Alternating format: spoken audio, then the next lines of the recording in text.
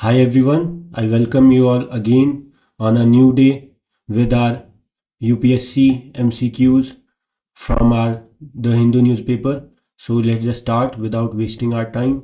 First question for today is the Global Multidimensional Poverty Index is published by. So first of all देखो नाम से पता चल रहा है मल्टी डिमेंशनल मतलब कि अभी तक हम क्या सोचते हैं जनरली मतलब आप जब भी पॉवर्टी की बात करते हैं तो यू टॉक अबाउट इनकम है ना। But poverty is just not about this, it's more about आप कैसे अलग अलग डायमेंशनल लेवल पे आप पॉवर्टी देखते हैं, लाइक कैसे कैसे डायमेंशंस की बात करते हैं।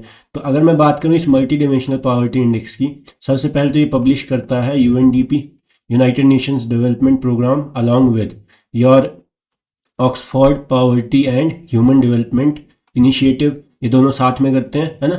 और ये क्या करता है, इट ट्रैक्स और it assesses the poverty in 3 dimensions. कौन कौन से 3 dimensions? Health, education and living standards है ना।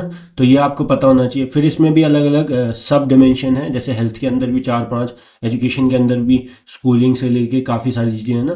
तो ये आपको पता होना चाहिए कौन रिलीज़ करता है, डायरेक्ट आपको पता होना चाहिए बाय यूएनडीपी एंड ओपीएचआई है ना। Next is the FATF financial action task force in 1989। किसने किया था?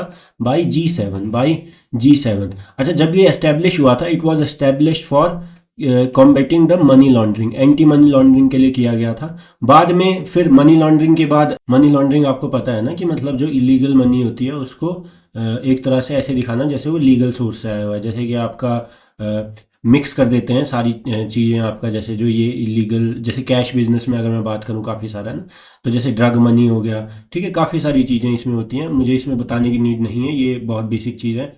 लेकिन हाँ, ये पता होना चाहिए कि पहले इसमें सिर्फ एएमएल था, एंटी मनी लॉन्ड्रिंग।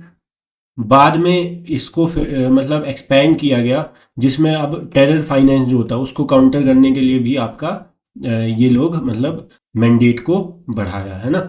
तो ये आपको पता होना चाहिए, जी7 कंट्रीज है ना।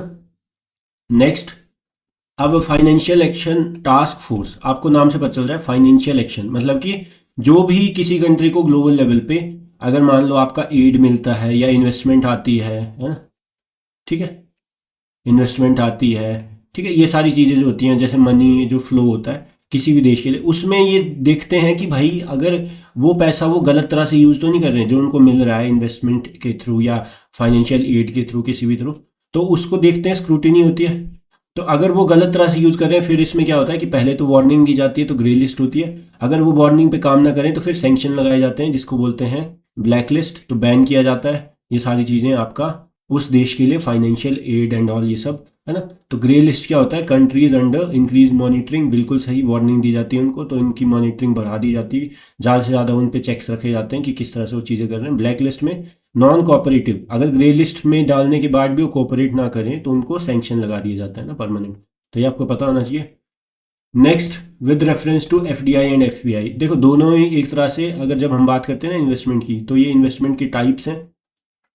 फॉरेन से आपका पैसा आ रहा है, अब पहला क्राइटेरिया तो होता है कि 10% से कम अगर पैसा आ रहा है, मतलब 10% से, जैसे किसी भी कंपनी या किसी उसमें मतलब 10% से कम की होल्डिंग अगर हो रही है, तो वो तो आपका सीधे उसको बोलते हैं एफपीआई। अगर 10% से ज़्यादा इन्वेस्ट कर रहा है, जो मतलब आपका इक्विटी की अगर मैं बात करूँ, शेयर एंड ऑल है ना, तो 10% से ज़्यादा अगर इन्वेस्ट कर रहा है तो उसको बोलते हैं फॉरेन से डायरेक्ट इन्वेस्टमेंट है ना।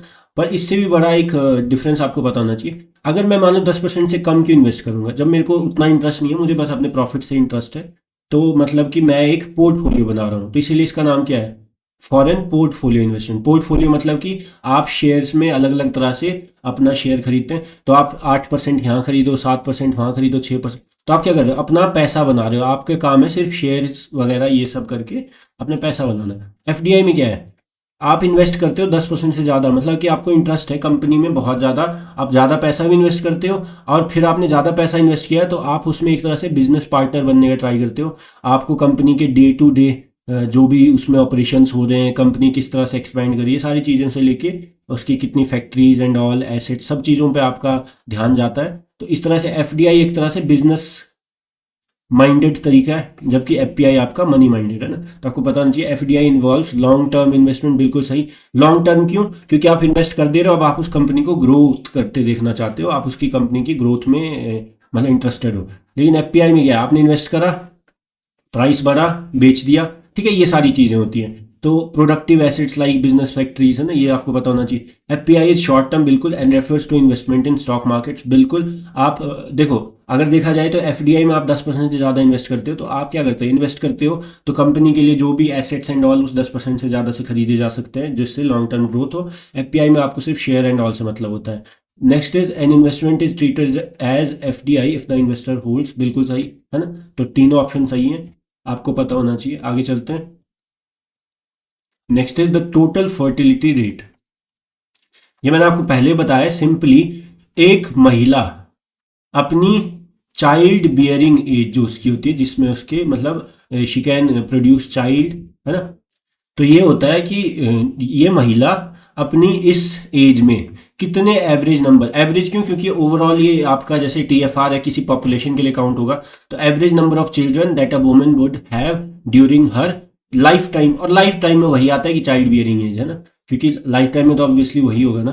तो ये आपको पता होना चाहिए, ठीक है। Next is the fertility rate. अब टीएफआर और एफआर देखो, अब नाम से तो वो ये टोटल फर्टिलिटी रेट, ये फर्टिलिटी रेट। अब टोटल फर्टिलिटी रेट आप वुमेन स्पेसिफिक देख रहे हो कि मतलब एक women all along the life cycle, है ना। लेकिन फर्टिलिटी रेट में आप देखते हो कि एक साल में 1000 वुमेन के ऊपर कितनी लाइव बर्थ्स हुई, है ना, कितनी लाइव बर्थ्स हुई पर 1000 वुमेन, है ना। वो भी एज स्पेसिफिक 15 से 49 ईयर्स, है ना, कि वुमेन जो है उनकी। तो नंबर ऑफ लाइव बर्थ्स पर 1000 वुमेन एज्ड 15 से 49 ईयर्स इन अ ईयर। तो टोटल फर्टिलिटी रेट और फर्टिलिटी रेट में कंफ्यूज नहीं होना। टोटल फर्टिलिटी रेट मतलब कि आप ऐसा सोचो कि टोटली कितने बच्चे दे सकते हैं आप all along your life time. तो आप क्या कर रहे हो यहाँ पे, टोटल नंबर ऑफ चिल्ड्रन, है ना, वुमेन एवरेज, क्योंकि आप पॉपुलेशन निकाल रहे हो। फर्टिलिटी रेट क्या है, एक साल में आप कितने बच्चे पैदा हो रहे हैं पर 1000 वुमेन, और जो कि जिनकी एज है 15 से 49, है ना। तो ये आपको पता होना चाहिए, ठीक है। So that's all for the day. I hope you like the video. I will see you all in the next video, है ना। Thank you so much.